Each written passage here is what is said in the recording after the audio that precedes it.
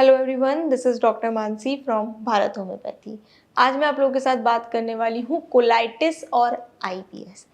बहुत से लोग ये समझते हैं कि कोलाइटिस और आईबीएस एक ही चीज़ है। नहीं, कोलाइटिस और आईबीएस बहुत अलग चीज़ है। दोनों में ही बहुत फ़र्क होता है। दोनों के लक्षण भले ही सेम हो सकते हैं, लेकिन दोनों अलग डिजीज़ हैं। दोनों ही हमारी इंटेस्टाइन की डिजीज़ है, हमारे डाइजेस्टिव सिस्टम की डिजीज़ेज़ हैं, लेकिन बहुत अलग है। सबसे पहले हम बात करते हैं आईबीएस की। आईबीएस होता है इरिटेबल बाउल सिंड्रोम, जिसमें आपकी इंटेस्टाइन में चेंजेस आते हैं, लेकिन सिर्फ फंक्शनल। वहीं अगर हम बात करें कोलाइटिस की, तो कोलाइटिस एक इन्फ्लामेटरी डिजीज़ है, जिसमें आपकी इंटेस्टाइन में इन्फ्लामेशन चेंजेस आते हैं। आपकी जो इंटेस्टाइन है वहाँ पे इन्फ्लेमेशन हो सकती है, वहाँ पे अल्सर्स हो सकते हैं, मेनली अल्सरेटिव कोलाइटिस हम जिसको बोलते हैं, या फिर क्रोन्स डिजीज़, उस चीज़ को हम बोलते हैं कोलाइटिस, जब इन्फ्लेमेशन हो गई होती है आपकी इंटेस्टाइन में।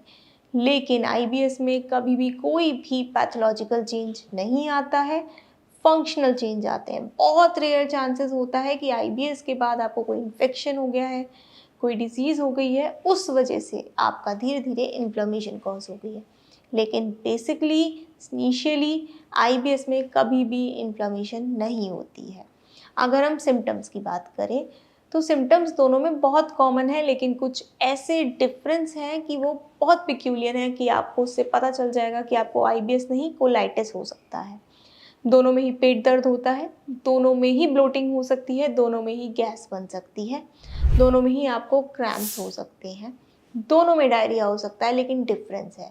आईबीएस के डायरिया में कभी भी ब्लड नहीं आता है। अगर आपको कोलाइटिस है तो आपको ब्लडी डायरिया हो सकता है।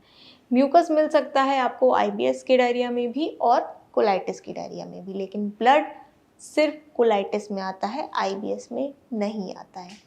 अब अगर हम रीजंस की बात करें, तो कॉजेज़ क्या हो सकते हैं। आईबीएस का मेन कॉज होता है आपका ब्रेन और गट एक्सिस का डिस्टर्ब होना। मैं अपनी हर वीडियो में आपको बताती हूँ कि ब्रेन और गट एक्सिस ही सबसे ज़्यादा रिस्पॉन्सिबल होती है आईबीएस क्रिएट करने के लिए। दूसरी चीज़ होती है स्ट्रेस। अगर आप स्ट्रेस लोगे तो आपका आईबीएस वर्स्ट हो सकता है, आपका आईबीएस फ्लेयर अप कर सकता है। वहीं अगर हम बात करें कोलाइटिस, इस वजह से भी होता है कि इस्चेमिक कंडीशन आ गई है आपके कोलोन में, या फिर आपको कोई भी इन्फ्लेमेटरी डिजीज़ हुई जैसे क्रोन्स डिजीज़, अल्सरेटिव डिजीज़, उसके बाद अगर आपकी डाइजेस्टिव लाइनिंग में, कोलोन लाइनिंग में कहीं पे भी इन्फ्लेमेशन है, वो धीरे धीरे बढ़ सकती है। फर्दर अगर हम बात करें तो कोलाइटिस धीरे धीरे एक रिस्क होता है कि कोलोन कैंसर की तरफ बढ़ सकती है, लेकिन आईबीएस में ऐसा कोई रिस्क नहीं होता। अगर हम थोड़ी सी सिमिलैरिटीज़ की बात करें, तो दोनों ही क्रोनिक डिजीज़ हैं, दोनों ही समय के साथ रहते वर्स हो सकती है, इसलिए दोनों में ही ट्रीटमेंट की बहुत ज़्यादा ज़रूरत होती है। आईबीएस में डायरिया, कॉन्स्टिपेशन दोनों आपको मिल सकते हैं। आपको डायरिया भी हो सकता है और आपको कॉन्स्टिपेशन भी हो सकता है, क्योंकि आईबीएस में या तो आपका जो इंटेस्टाइनल मूवमेंट है वो बहुत ज़्यादा स्लो होता है या फास्ट हो जाता है। और अगर हम कोलाइटिस की बात करें, तो बेसिकली आपको उसमें ब्लडी डायरिया रहता है, आपको ब्लडी म्यूकस भी डिस्चार्ज हो सकता है।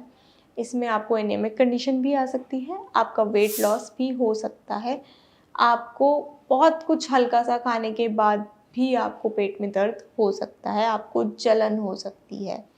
तो मैंने आपको बताया कि आईबीएस और कोलाइटिस बहुत अलग बीमारी है, दोनों ही एक सी नहीं होती है, दोनों डाइजेस्टिव सिस्टम की बीमारी है, लेकिन बहुत अलग है। ट्रीटमेंट दोनों में ज़रूरी है, दोनों ही बीमारी बहुत ज़्यादा सीवियर हो सकती है और क्रोनिक भी हो सकती है, इसलिए इनको इग्नोर करना नहीं चाहिए। दोनों का ही ट्रीटमेंट बहुत ज़रूरी है।